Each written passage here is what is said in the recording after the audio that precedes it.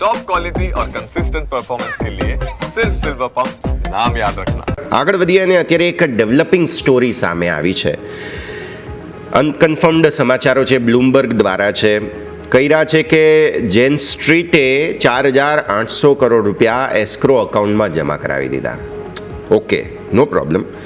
પણ એવું કહેવામાં આવી રહ્યું છે અમુક જગ્યાએ કે એમને હવે ટ્રેડિંગ રિઝ્યુમ કરવાની છૂટ મળી જશે. આ ખોટી ખબર છે. આ સમાચાર સાચા નથી. રીઝન બિંગ, તમારા પર જ્યારે સેબીએ આક્ષેપ લગાવ્યો હોય ને, તમે એસ્ક્રો અકાઉન્ટમાં પૈસા જમા કરાવી દીધા, એ તો તમારે કરવાનું જ છે, સેબીની ડાયરેક્શન છે એટલા માટે. પરંતુ હવે જ્યાં સુધી મુદ્દો ક્લિયર નથી થતો ત્યાં સુધી જેન સ્ટ્રીટ ભારતમાં આવશે નહીં. એમને ટ્રેડિંગ કરવાની છૂટ મળે જ નહીં. એનું રીઝન એ છે કે જ્યાં સુધી એમની સામે જે આક્ષેપો લાગ્યા છે, આટલો મોટો રિપોર્ટ સબમિટ કરવામાં આવ્યો છે, એ રિપોર્ટ સબમિટ કર્યા પછી એની ક્લેરિટી ના મળી જાય કે ભાઈ હા આમણે કંઈ કર્યું છે કે આમણે કંઈ નથી કર્યું, ત્યાં સુધી એમને કામ કરવા મળશે જ નહીં. એટલે આ ખોટી ખબર છે કે એમને ભારતીય શેરબજારમાં કામ કરવાની છૂટ મળશે.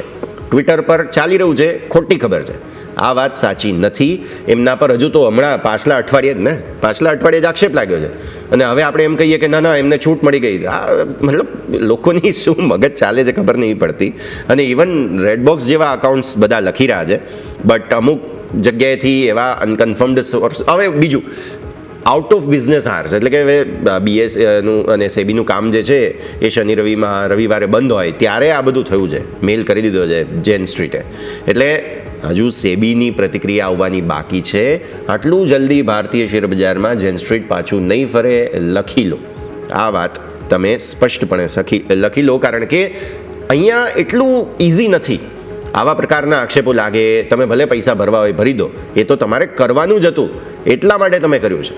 આક્ષેપ લાગે ત્યારબાદ તમને જે દંડ ફટકારવામાં આવ્યો હોય, હેલ્મેટ ના પહેર્યું હોય ને ટ્રાફિક સિગ્નલ પર 1,000 રૂપિયાની પાવતી છૂટી હોય તમારા નામે, તો એ 1,000 રૂપિયા તો તમારે ભરવાના જ છે. પણ પછી જો એમ કહેવામાં આવ્યું હોય કે હવે ભાઈ કોર્ટમાં આવજો સેટલમેન્ટ માટે, તો પછી એ વસ્તુ તો લાંબી ચાલવાની ને, એટલું ઇઝી નથી.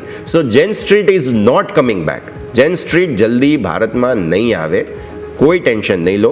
આ બધા સમાચારો તો આવતા રહેશે, જતા રહેશે. હવે બહુ બધું ચાલવાનું છે, પણ દંડની રકમ તો એમણે ભરવાની જ હતી, ચૂકવવાની જ હતી, એટલે ચૂકવી છે. બાકી આગળ એટલી જલ્દી આ બધું નહીં થાય. યજ્ઞેશ સર, તમારો પણ પ્રતિભાવ લઈ લઈએ આ મુદ્દા પર. ટ્વિટર પર બહુ ચાલી રહ્યું છે કે જેન સ્ટ્રીટને ટ્રેડિંગ રિઝ્યુમ કરવા મળશે, આ તે બધી પરિસ્થિતિ. બ્લૂમબર્ગ દ્વારા એવા સમાચાર સામે આવ્યા છે. મને નથી લાગતું કે એટલું જલ્દી ભારતીય શેરબજારમાં જેન સ્ટ્રીટ પાછું ફરશે. યજ્ઞેશ સર. જી ડેફિનેટલી તમે કહ્યું પ્રમાણે જે રીતે સમાચાર છે કોઈ પુષ્ટિ નથી, અને તમે કહ્યું પ્રમાણે કે એટલું જલ્દી પાછું કમબેક કરવું પણ થોડું મુશ્કેલ છે. જે રીતે સેબીના જે દંડની રકમ હતી એ તો ભરવાપાત્ર જ હતી, અને મે બી પોસિબલ છે મોટી ઓર્ગેનાઇઝેશન છે તો ભરી પણ દેશે તરત જ. પણ એનો મતલબ એ નથી કે તરત જ આપણે સેબી તરફથી પણ એને ગાઈડલાઇન્સ મળી જાય કે ટ્રેડિંગ ફરીથી રિઝ્યુમ કરી શકીએ. ગવર્નર સાહેબ તરફથી પણ કહેવામાં આવ્યું હતું કે ઓપરેશનલ એક્ટિવિટીમાં આપણે ધ્યાન રાખવું પડે એવું છે, તો મે બી પોસિબલ છે કે એ જોતા પણ લાગી રહ્યું છે કે એટલી જલ્દી રિઝ્યુમ નહીં કરી શકે.